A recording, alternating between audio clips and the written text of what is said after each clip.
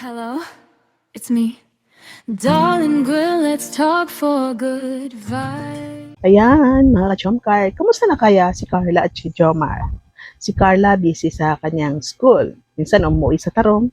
Siyempre, nag-entertain sa kanyang business, pag-aaral. Si Jomar naman, last vlog niya yung mangbubuti na mag-ina. Then, umuwi siya sa Naga. Nakita natin yung last video niya na papunta siya sa Naga, pauwi sa kanila.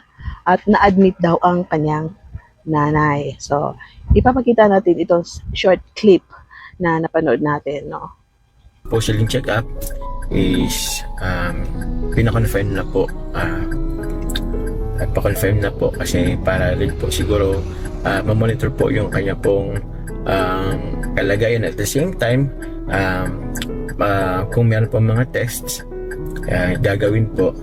Ang prospect po kasi namin dun is parang dengue po, kaya po siya nangihina. So sa ngayon po, first day niya sa hospital. So ang mga kapatid ko po ang po doon, nagbabantay. But since naman nakapag-vlog naman po tayo.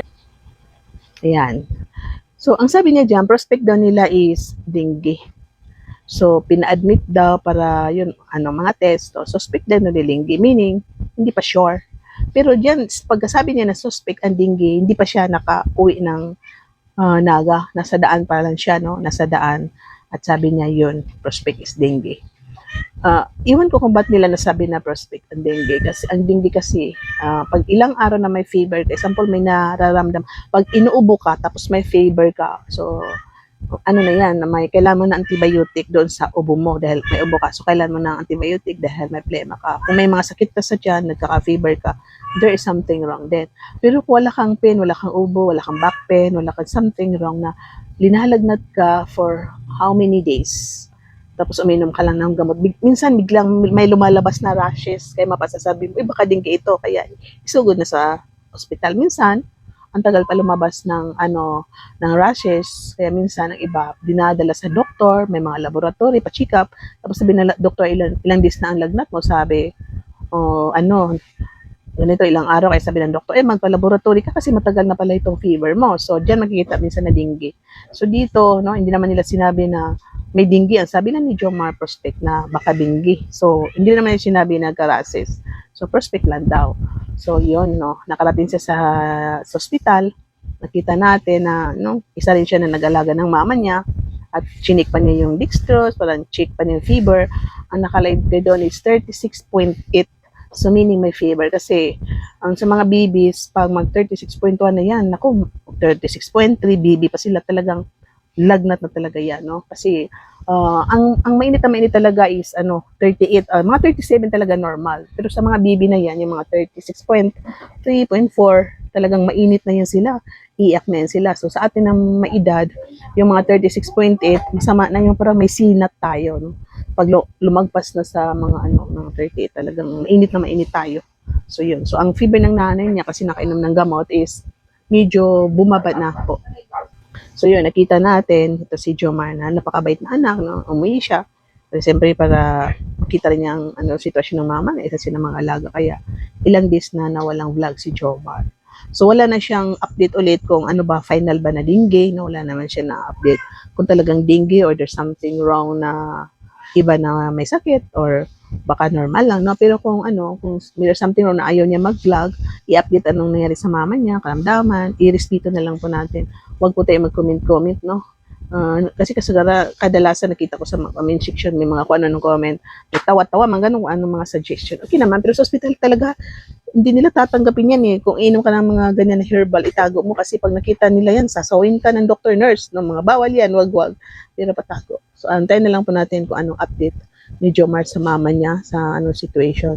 Isali po natin, alam ko, everyday nagpe-pray kayo sa kalusugan niyo, sa family niyo. Isali po natin yung mga kasama natin na may karamdaman at isali din po natin ang mama ni Jomar at ayan, ang Jomcar na sana gumaling na ang mama ni Jomar. So, dito naman tayo po sa papa ni Carla, no? Ang mama ni Carla nagbubuntis. Parang 4 months na ba yun? 3 months, no? Nag-ultrasound nga, baby daw, baby girl, no? Baby girl.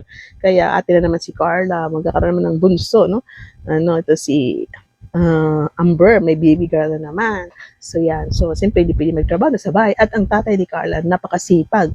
May vlog ko si Starax, panoorin po ninyo, na ano sila, ng isda, wala pinakita na may isda, pero nakita natin ang kasipagan ng magulang ni Carla, di ba?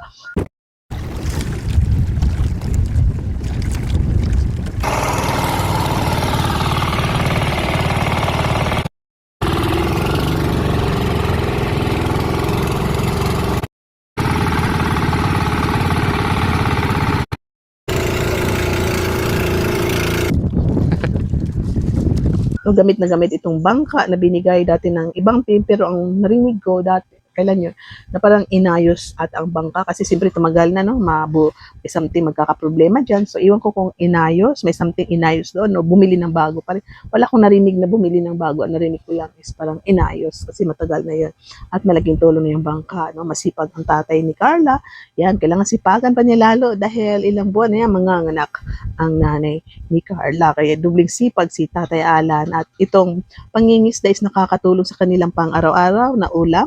Siyempre, ibinta at yan, magkaroon ng cash para ibili ng pangangailangan sa buhay. So, masaya tayo na itong parents ng Jomcar, masisipag. Ang mama ata ni Jomar, may mga ibang libangan din. Tapos, kita nyo sa pagpasok niya yung parking si Jomar, may tindahan na maliit doon, parang sa mama ni Jomar yan, at sa kapatid ata, no? Yan, ang may-ari dyan. At siyempre, no, nakakatulong ang mga ganyan-ganyan din na maliliit na tindahan kasi maraming kapitbahay. So, yun, no?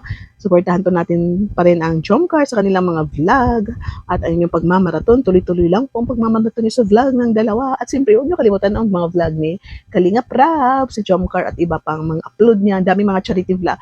Content ngayon si Rab ng gagandang reactionan. So, shoutout kay Kuya Val at Ed na Kalinga Prab, si Jomcar. Shoutout sa mga kasamahan ko sa Team Kalinga, mga charity vlog, mga reactor. Shoutout sa Karaba. Paki-subscribe po sila at huwag kalimutan si Darling Vlog at don't skip ad po at click the notifications para makatanggap kayo ng note every time na mayroon tayong upload. Bye-bye! I love you all and see you in my next reaction video. Ingat po kayo lahat.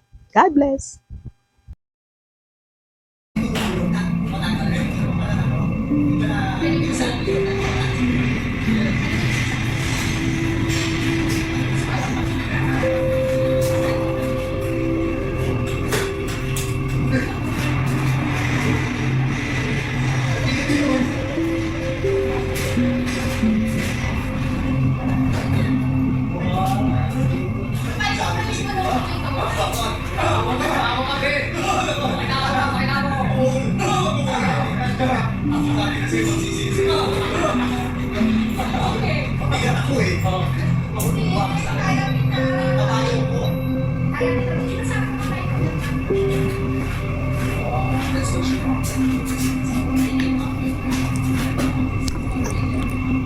Darlay ni vlog ang boses ng Jomcar, pingkalingap ang sigaw ng nangangailangan ng tulong. Tara pag-usapan